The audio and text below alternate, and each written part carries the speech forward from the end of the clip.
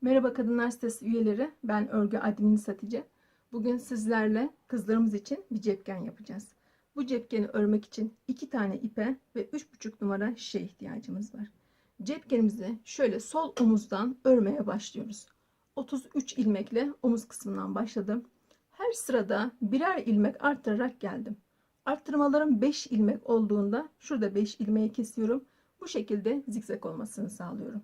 Kol kısmında da 6 tane haraşo ilmeğim var.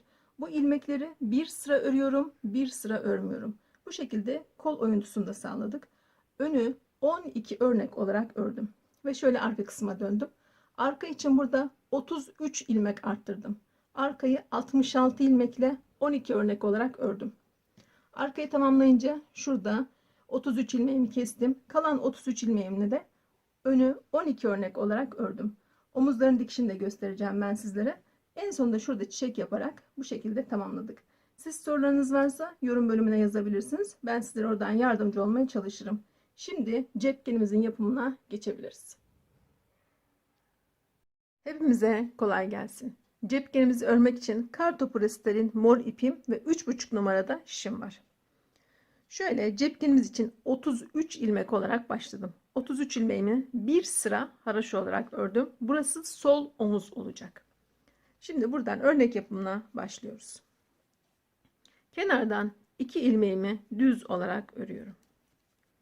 2 ilmeğimi ördüm. Ördüğüm ipi sağdaki şişe doladım. Bir tane artma yaptım. Şuradaki birinci ve ikinci ilmekler ikisini birlikte düz örerek bir tane eksiltme yaptım. Tekrar ördüğüm ipi sağdaki şişe doladım. Bir tane artma yaptım. 2 ilmeği birlikte örerek bir tane eksiltme yaptım. Tekrar ördüğüm ipi sağdaki şişe doladım. Burada dikkat etmeniz gereken şu. 3 tane ilmek arttırıyoruz. 2 tane ilmek eksiltiyoruz. Yani burada ilmekler birer tane çoğalarak devam edecek. Burada en son ilmek arttırdım. Eksiltme yapmıyorum. 21 tane ilmeğimi haraşo olarak örüyorum.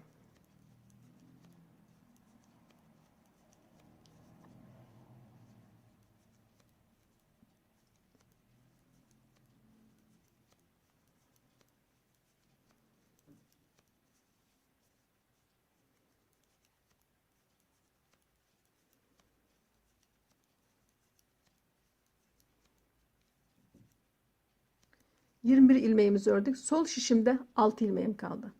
6 ilmeğimi örmeden geriye dönüyorum.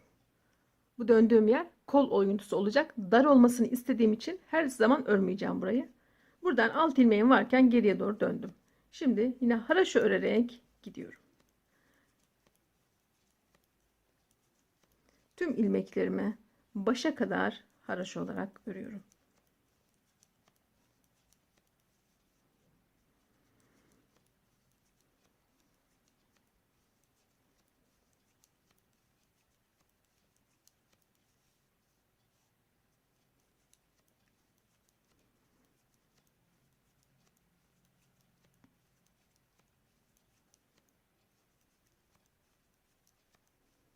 En son ilmeğimi düz olarak örüyorum. Kenarının düzgün olması için. Döndüm. Burası örgünün ön yüzü olacak. Şimdi kenardan 2 ilmeğimizi düz olarak örüyoruz. 2 ilmeğimi düz ördüm. Ördüğüm ipi sağdaki şişe doladım. Bir tane artma yaptım. Sıradaki 2 ilmeği ikisini birlikte düz örerek eksiltmeme yaptım. Ördüğüm ipi sağdaki şişe doladım. Bir tane artma yaptım. Yine 2 ilmeği birlikte düz örerek, burası önemli, düz örerek eksiltiyoruz. Düz örerek eksiltmeme yaptım. Tekrar ördüğüm ipi sağdaki şişe doladım. Bir tane artma yaptım. Tüm ilmeklerimi haraşo örerek başa kadar gidiyorum. Bu sefer başa gideceğiz. Koltuk kısmında bir defa başa kadar gideceğim. Bir defa 6 ilmek varken geriye döneceğim.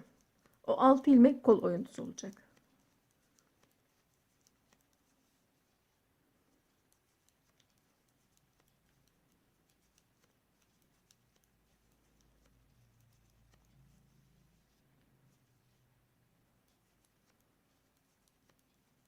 Geçen sefer döndüğüm yer.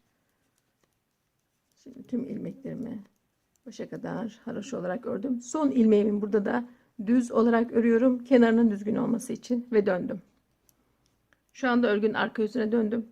Tüm ilmeklerimi haraşo örerek başa kadar gidiyorum.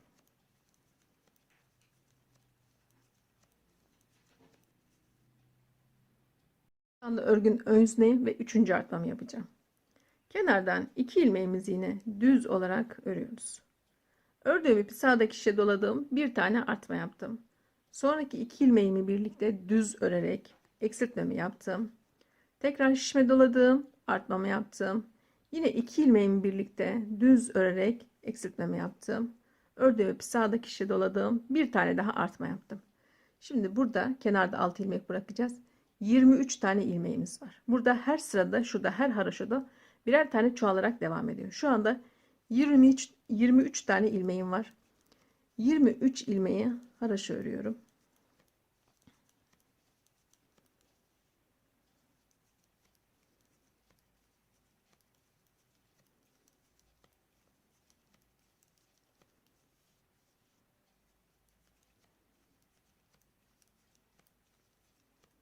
İsterseniz burayı 23 olarak da sayabilirsiniz. İsterseniz şöyle kenardan 6 ilmek kalacak. Kenarda 6 ilmek varken buradan geriye dönüyoruz. Şurası 23 ilmekte artmadan sonra. Şimdi örgünün arka yüzüne döndüm. Tüm ilmeklerimi haroşa örerek başa kadar gidiyorum.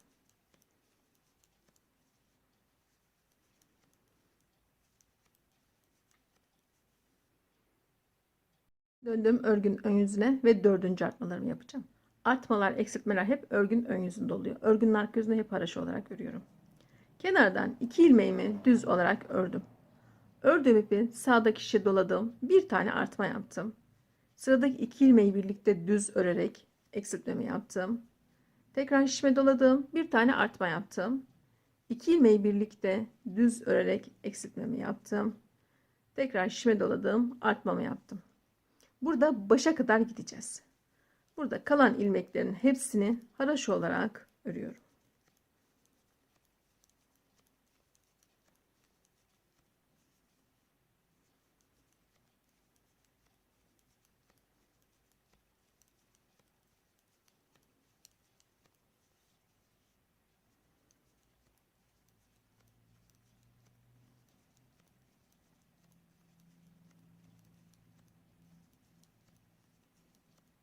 Geçen sefer döndüğüm yer.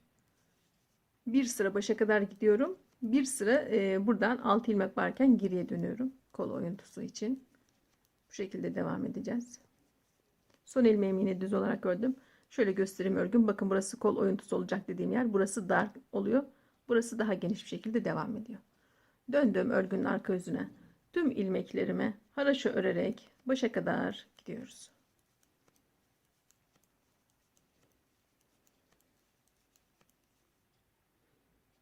Şu anda yine örgünün ön yüzündeyim. 5.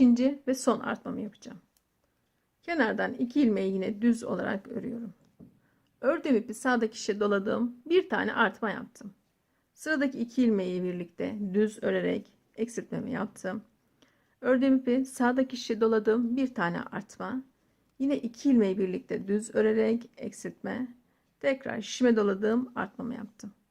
Şimdi burada 6 ilmek varken döneceğiz. Burada 25 tane ilmeğimiz var. 25 ilmeğimizi haroşa olarak örüyoruz.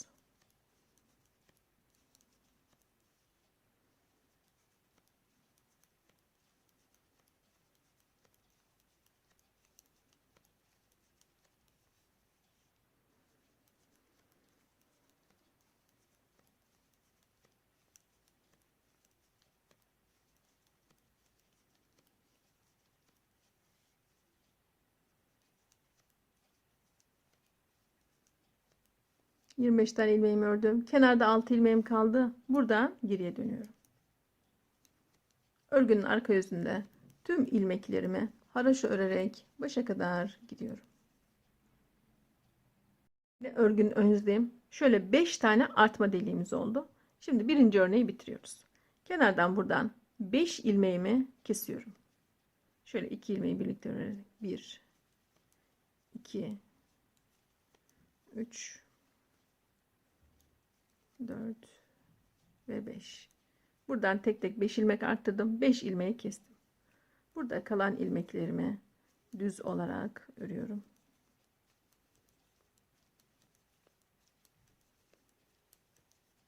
Şimdi birinci örneği bitirdiğim için araya bir sıra düz olarak öreceğim.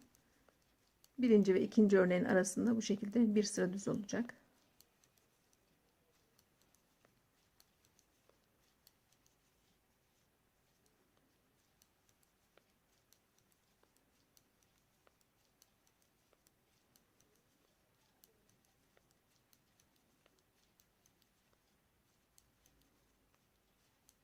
Kenarda 6 ilmek kalana kadar düz örerek geldim. Şurası 6 ilmeğimiz kol oyuntusu.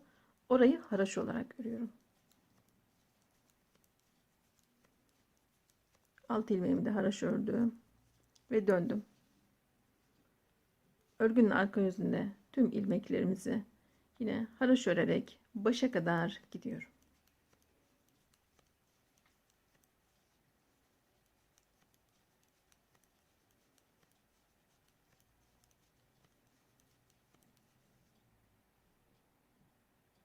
Şu anda 33 ilmeğim var. Yine başladığım noktaya geri döndüm. Şu anda ikinci örneğe başlayacağım. Aynı birinci örnekteki başladığım gibi başlıyorum. Kenardan 2 ilmeğimizi düz olarak örüyoruz. Ördüğümüz ipi sağdaki şişe dolayıp bir tane artma. Sonraki 2 ilmeği birlikte düz örerek eksiltme. Ördüğüm ipi sağdaki şişe doluyorum. Bir tane artma. 2 ilmeği birlikte düz örerek bir eksiltme. Ördüğüm ipi sağdaki şişe doladım ve bir artma yaptım. Burada 21 ilmeğimi haraşo olarak örüyorum.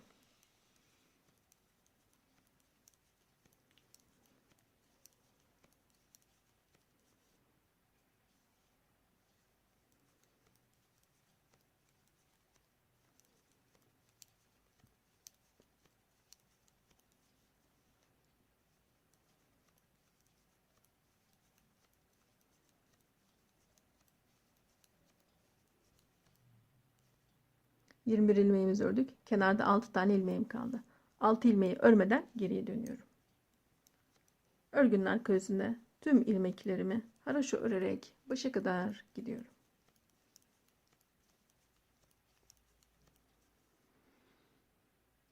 Şu anda yine örgünün ön yüzündeyim. İkinci örneğin ikinci artmasını yapacağım.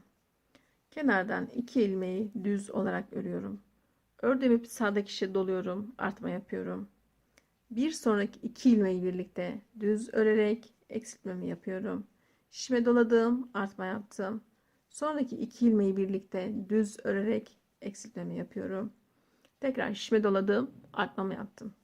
Burada tüm ilmeklerimizi başa kadar haraşo örerek gideceğiz.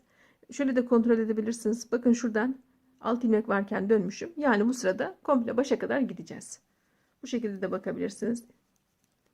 Şimdi tüm ilmeklerimizi haraşo örerek başa kadar gidelim.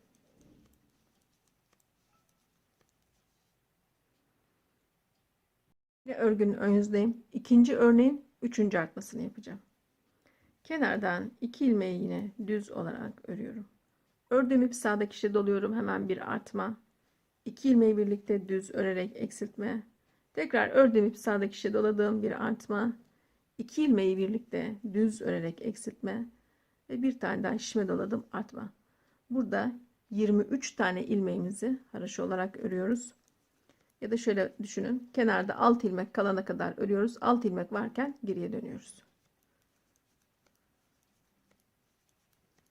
Bu şekilde 23 tane ilmeğimizi haraşo örüp geriye dönelim. Örgünün arka yüzünde de tüm ilmeklerimizi haraşo olarak örelim. Yine örgünün ön yüzündeyim. İkinci örneğin dördüncü artmasını yapacağım. Kenardan 2 ilmeğimizi yine düz olarak örüyoruz. Ördüğümüz ipi sağdaki şişe dolayıp bir artma yapıyoruz. 2 ilmeği birlikte düz örerek eksiltmemi yapıyorum. Ve tekrar ördüğüm ipi sağdaki şişe doladım, bir artma. 2 ilmeği birlikte düz örerek eksiltme ve şişime doladım, artma. Burada tüm ilmeklerimi haraşo örerek başa kadar geleceğim. Örgünün arka yüzünde de yine tüm ilmeklerimizi haraşo öreceğiz.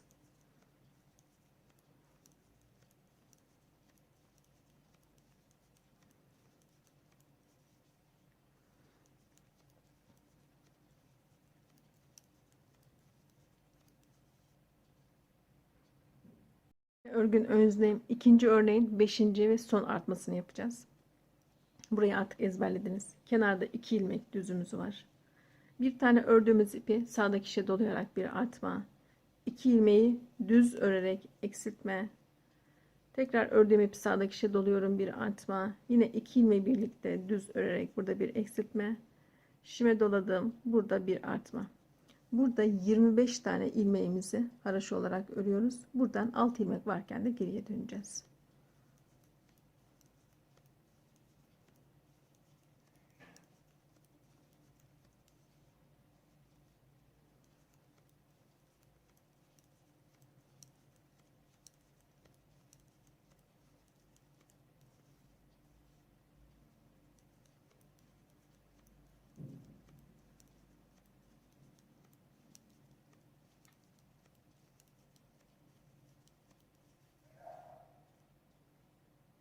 İkinci örneğimizde de 5 tane artma deliği oldu. Şimdi kenardan 5 ilmeğimizi kesiyoruz.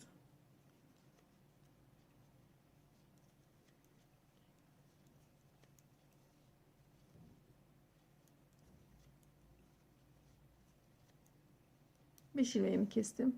Burada kenarda 6 ilmek kalana kadar, yani 27 ilmeğimi düz olarak örüyorum.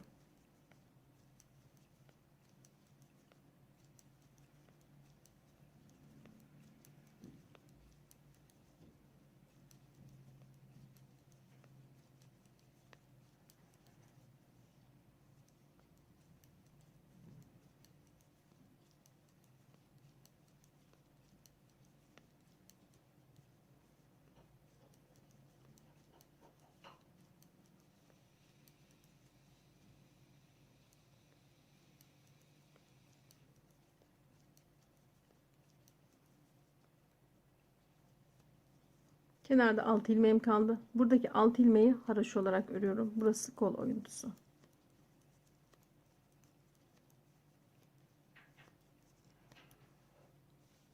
Bakın, yelek cepken istediğimiz gibi önü geniş, kol kısmı dar bir şekilde ilerliyor. Tam istediğimiz gibi devam ediyor cepkenimiz. Şimdi örgünün arka yüzüne döndüm. Tüm ilmeklerimi haraşo örerek başa kadar gidiyorum.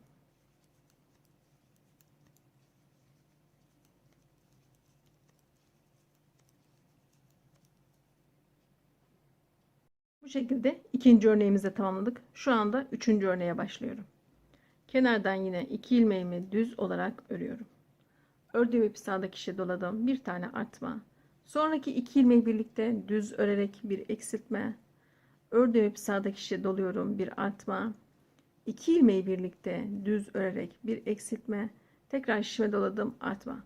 Burada orta kısımda 21 tane haraşo ilmeğimiz var. 21 haraşoyu öreceğiz. Buradan 6 ilmek kalınca geriye döneceğiz. Şöyle örneğimi göstereyim ben size. Örnek bu şekilde devam edecek. Buralardan tek tek 5 ilmek arttırıyorum. 5 artma deliği olduğunda da buradan 5 ilmek kesiyorum. Örnek bittikten sonra burayı düz olarak örüyorum. İki örneğin arasında bir sıra düz bir sıra düz örüyoruz. Örnekleri ayırıyoruz. Burada bir sıra başa kadar gidiyorum. Bir sıra 6 ilmek varken geriye dönüyorum. Kol oyuntusunun dar olması için, önün geniş olması için. Bu şekilde örneklerimizi yapmaya devam edelim. İstediğimiz uzunluğa gelene kadar, ön istediğimiz uzunluğa gelene kadar bu şekilde örmeye devam edelim. Cepkenimizin önünü 12 örnek olarak ördüm. Şimdi arkaya geçeceğiz. Arkada koltuk kısmında ilmek arttıracağım. Şimdi buradan yan taraftan arka kısma geçiyorum. Buradan ördüğüm ipi sağdaki şişin üzerine ilmek atıyorum. 33 tane ilmeğim var. Şurada en dar noktadayım. Örneği bitirdim. 33 ilmeğim var. 33 ilmek arttıracağım arka içinde. Şöyle ördüğüm ipi sol işaret parmağımın üzerine halka yapıyorum. Sağdaki şişime ilmek arttırıyorum.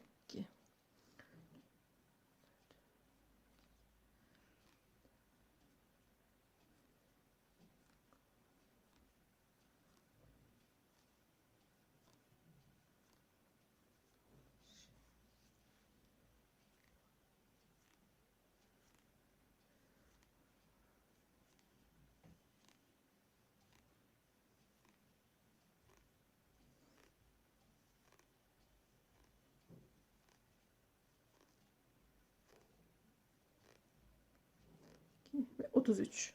33 tane ilmeğim vardı. Arka içinde 33 ilmek arttırdım. 66 ilmeğim oldu. Bundan sonra 66 ilmekle devam edeceğiz. Şimdi arttırdığım ilmekleri haraşo olarak örüyorum. Bu ilk sırayı örerken biraz zorlanabilir. Sıkı sıkı attım ilmeklerimi. Sonraki sıralarda normal ilmek olacak onlarda. Bu şekilde arttırdığım ilmekleri de haraşo olarak örüyorum.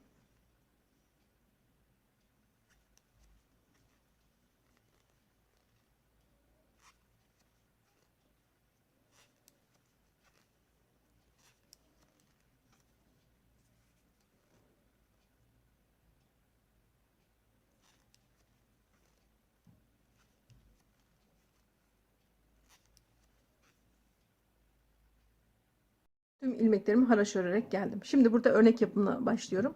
Arkanın alt kısmında böyle örneklerimiz devam edecek. Üst kısmı düz olarak öreceğiz. Kenardan 2 ilmeğimi düz olarak örüyorum. Ördüğüm ipi sağdaki şişe doladım, artma yaptım. Örneklerim aynı şekilde devam edecek. 2 ilmeği birlikte düz örerek eksiltmemi yaptım. Tekrar şişime doladım, bir artma yaptım. 2 ilmeği birlikte burada düz örerek eksiltmemi yaptım.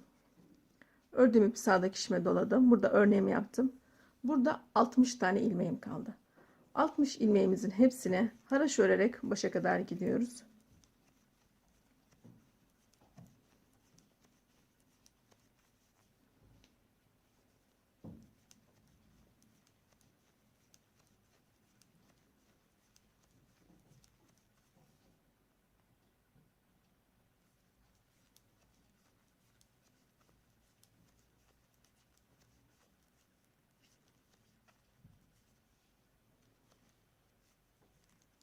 Tüm ilmeklerimi haraşo örerek geldim. Son ilmeğimi yine düz olarak örüyorum. Kenarın düzgün olması için. Ve döndüm örgünün arka yüzüne. Örgünün arka yüzünde tüm ilmeklerimi haraşo olarak örüyorum.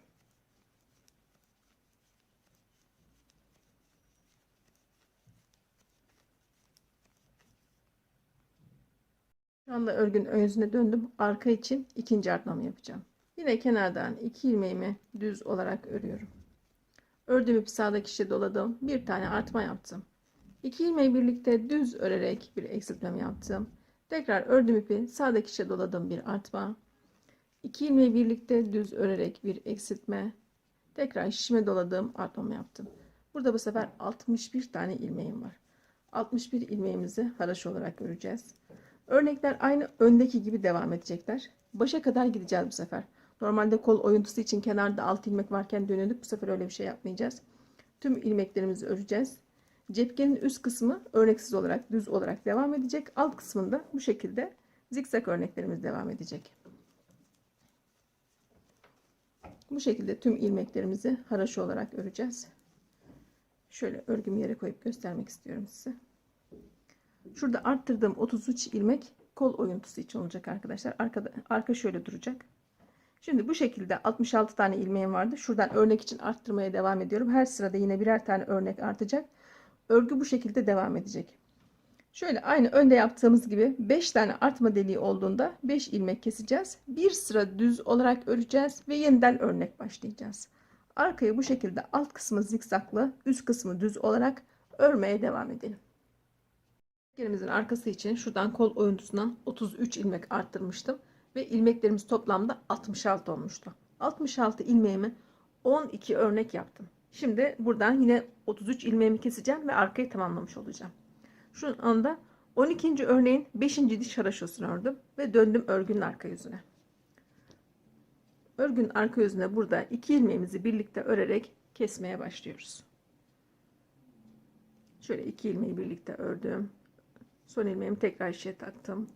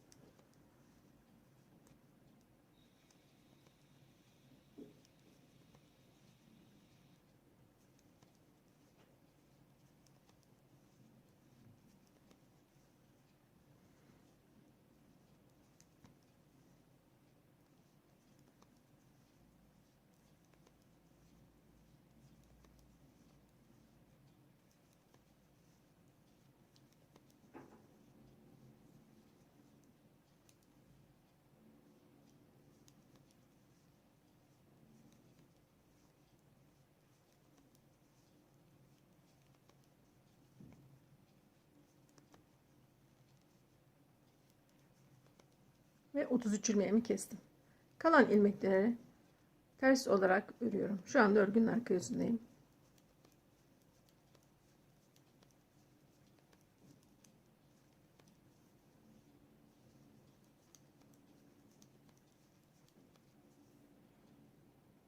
Döndüm örgünün ön yüzüne. Burada kenardan 5 tane ilmeğimi keserek 12. örneği tamamlamış oluyorum.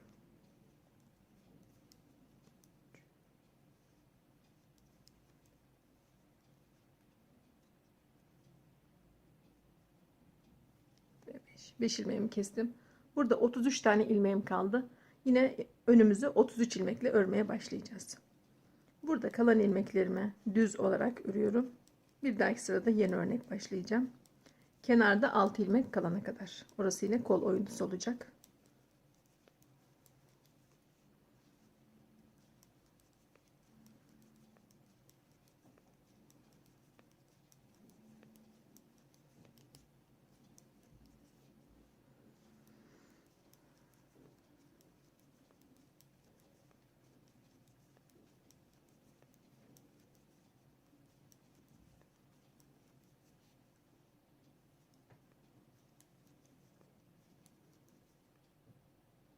Kenarda 6 tane ilmeğim kaldı. 6 tane ilmeği yine haraşo olarak örüyorum. Burayı düz olarak ördüm. Burayı kol oyuntusu için haraşo örüyorum. Ve döndüm örgünün arka yüzüne. Örgünün arka yüzüne tüm ilmeklerimizi haraşo olarak örüyoruz.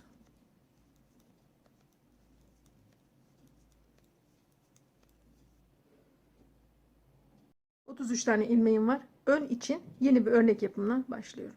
Kenardan 2 ilmeğimi düz olarak örüyorum. Ördüğüm ip sağdaki şişe doladım, artmamı yaptım. 2 ilmeği birlikte örerek eksiltmemi yaptım. Tekrar şişime doladım, bir artma, bir eksiltme ve bir artma. Burada şuraya 6 ilmeğe kadar 21 tane ilmeğim var. 21 ilmeğimi haraşo olarak örüyorum.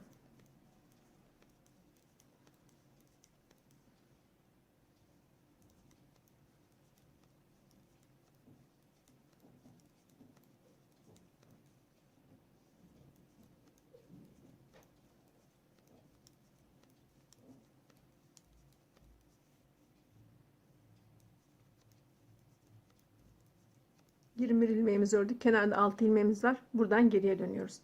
Aynı diğer önde yaptığımız gibi. Burada kol oyuntusundaki 6 ilmeği bir sıra örüyoruz. Bir sıra örmüyoruz. Aynı şekilde devam edeceğiz. Şimdi örgünün arka yüzüne geçtim.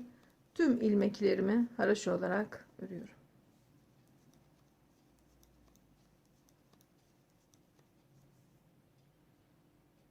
Şu yine örgünün ön yüzündeyim. Örnek için ikinci artmamı yapacağım. Kenardan yine 2 ilmeğimi düz olarak örüyorum. Ördüğüm ip sağdaki şişe doladım, bir artma. 2 ilmeği birlikte örerek eksiltme. Tekrar bir artma. 2 ilmeği birlikte örerek bir eksiltme ve bir artma. Geçen sefer bakın buradan dönmüştüm. Bu sefer tüm ilmeklerimi haraşo örerek başa kadar gidiyorum.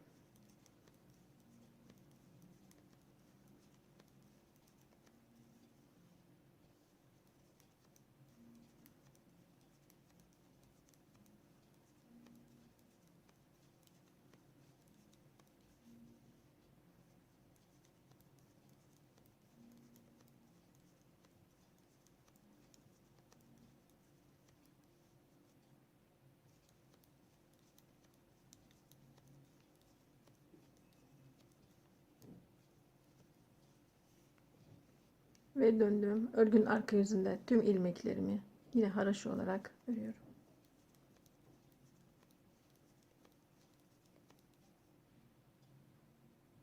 Örgünün ön yüzündeyim ve üçüncü artmamı yapacağım. Burada kenarda 2 ilmeğimi yine düz olarak ördüm. Şişime doladım, artma. Bir tane eksiltme. Tekrar şişime doladım, bir artma. Bir eksiltme ve bir artma. Burada 23 tane ilmeğim var. Haraşo olarak öreceğim. Kenarda 6 ilmek kalacak yine.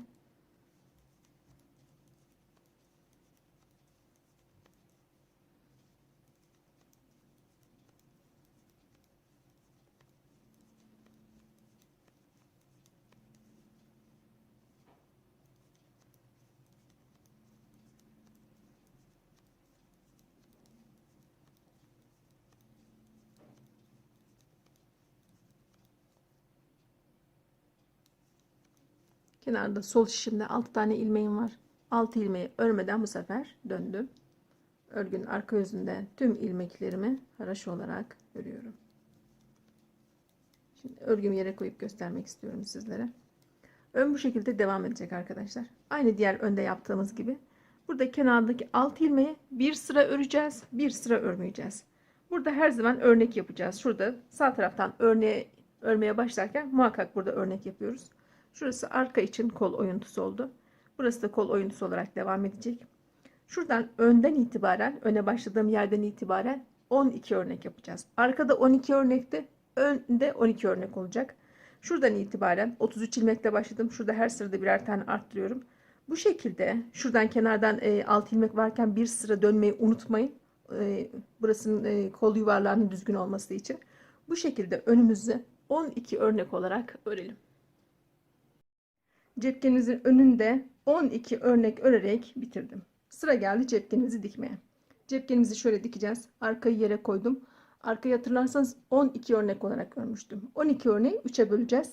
Yani 4 örnek bir omuz olacak. 4 örnek ense olacak. 4 örnek de bir omuz olacak.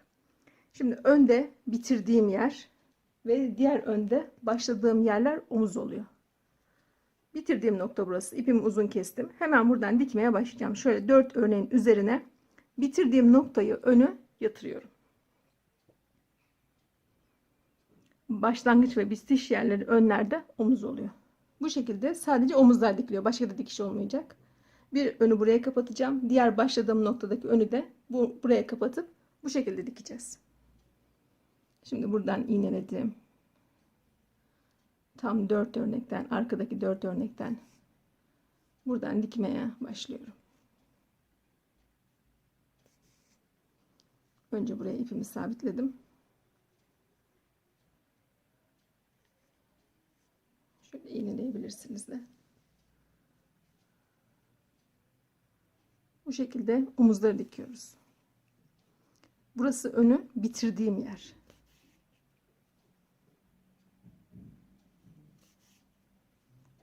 Bakın kol oyuntusu için 33 ilmek arttırdığım yer. Buraya kadar dikeceğiz.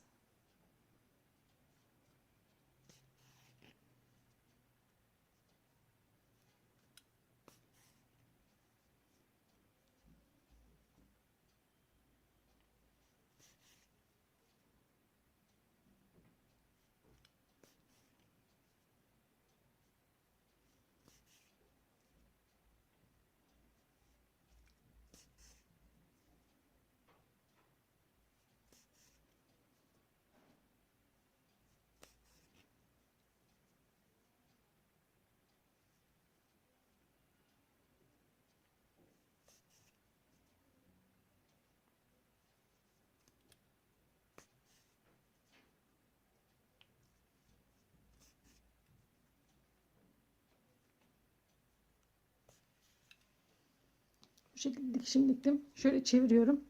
Bakın burası bitirdiğim nokta. Şöyle önümüzü dikmiş olduk. Cepkenimizin ikinci omuzunu dikmek için yine arka yerde. Şurası omuz kısmı olacak. Burası birinci omuz diktiğimiz yer. Burası da diğer önümüz. Şurası başlangıç noktamız. İlk ilmek atarak başladığımız nokta. İlk ilmek atarak başladığım noktayı şuraya arka omuza 4 örneğin üzerine koydum. Şöyle başlara bakın, koltuk kısmı. Buraya iğnelediğim şuradaki başlangıç noktamı da 4 örneğin tam başladığım yerden oraya dikeceğim.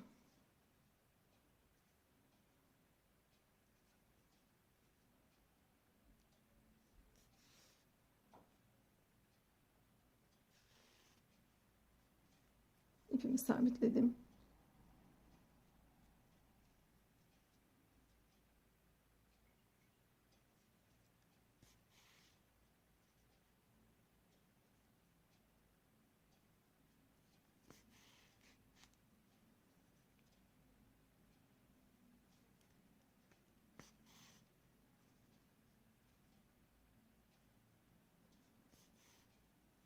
Şöyle geriden batarak, ileriden çıkarak, makine dikişi yaparak omuzları dikiyorum.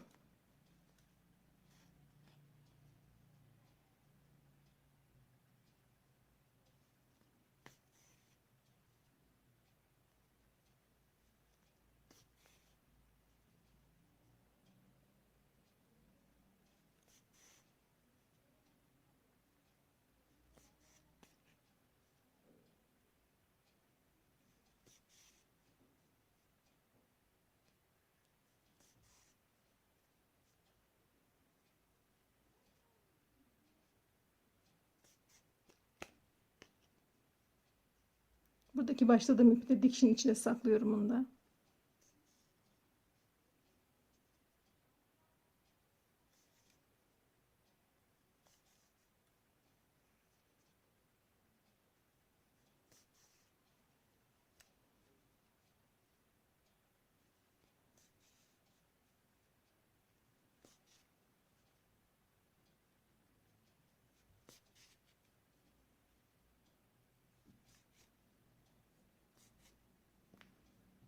Bu şekilde cepkenimizin dikişini tamamladık. Cepkenimize sadece omuzlar dikiliyor. Tek parça olarak ördük. Çevirdim. Bu şekilde. Şöyle kol oyuntumuz. Bu şekilde cepkenimizin dikişini tamamladık. Cepkenimizin önüne şöyle bağlamak için bir tane çiçek yapalım. Çiçeğimizi yapmak için 1 numaralı tığ kullanacağım.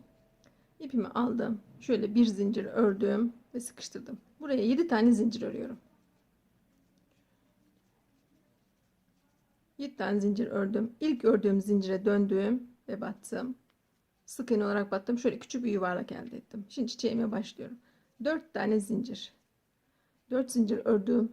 Tığıma 2 defa doladım. Çiçeğimin biraz büyük olmasını istiyorum. Tığıma 2 defa doladım. Yaptığım yuvarlağın içine battım. 4 defa da geri çıkıyoruz. 3, 4. Tekrar tığıma 2 defa doladım. Aynı yuvarlağın içine battım. 4 defa da yine geri çıkıyorum. Son bir kez daha tığıma 2 kere doluyorum. Yuvarlağın içine battım. 4 defa da geri çıktım. Uzun dörtlü trabzan yaptım. 3 tane trabzanım oldu. Buraya 4 tane zincir. 4 zincirimi de örünce tam orta yuvarlağa tekrar sık iğne olarak battım. Çiçeğimin bir kanadını bu şekilde hazırladım. Yine 4 tane zincir. Tığıma 2 defa doluyorum. Orta yuvarlağın içine battım. 4 defa da geri çıktım. Tekrar tığıma 2 defa doladım. Orta yuvarlığa battım. 4 defa da geri çıkıyorum. Yine aynı şekilde 3 tane uzun trabzan yapıyorum. 3 trabzan yapınca araya 4 tane zincir örüyorum. Orta yuvarlığa sık iğne olarak battım. Çiçeğimizin son kanadı için yine 4 tane zincir. Tığıma 2 defa doladım. Orta yuvarlığa battım. 1, 2, 3 ve 4. 4 defa da geri çıktım. Yine aynı şekilde tığıma 2 defa doluyorum. Orta yuvarlığa batıyorum. 4 defa da geriye çıkıyorum. Bu şekilde dörtlü olarak uzun trabzanlar yapıyorum. 3 tane trabzan olunca 4 tane zincir örüyorum. Son kez orta yere sık iğne olarak battım. Bu şekilde çiçeğimi 3 kanat olarak yaptım. Şimdi burada bağlamak için zincir öreceğim. Buradaki çiçeğime 50 tane zincir ördüm. Buradakine 30 tane öreceğim.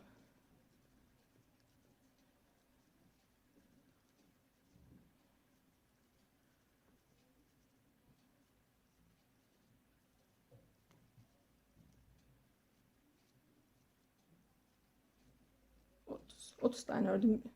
Zincirlerin birini uzun yaptım, birini kısa yaptım. İsterseniz siz aynı şekilde de yapabilirsiniz. Şimdi buradan önden omuzdan sayıyorum. 6. örneğe batacağım. 1, 2, 3, 4, 5, 6. örnek. 6. örneğin tam uç kısmına battım. Buraya sık iğne olarak battım. Şöyle bir zincir örerek sıkıştırdım. Ve buraya yaptığım zincire ekledim. Bu şekilde bağlamak için çiçeklerimi de hazırladım. Fazla iplerimizi iç tarafa saklıyoruz. Bu şekilde çiçeklerimizi de hazırlayalım. Cepkenimizi bu şekilde diktik ve ön kısmına da çiçek yapıp tamamladık. Cepkenimiz 7 yaşındaki çocuklarımıza olabilecek bir cepken oldu. Siz daha büyük veya daha küçük yapmak isterseniz yorum bölümünden sorabilirsiniz. Ben sizlere oradan yardımcı olmaya çalışırım. Yeni videolarımdan haberdar olmak için kanalıma üye olmayı unutmayın. Şimdilik hoşça kalın arkadaşlar.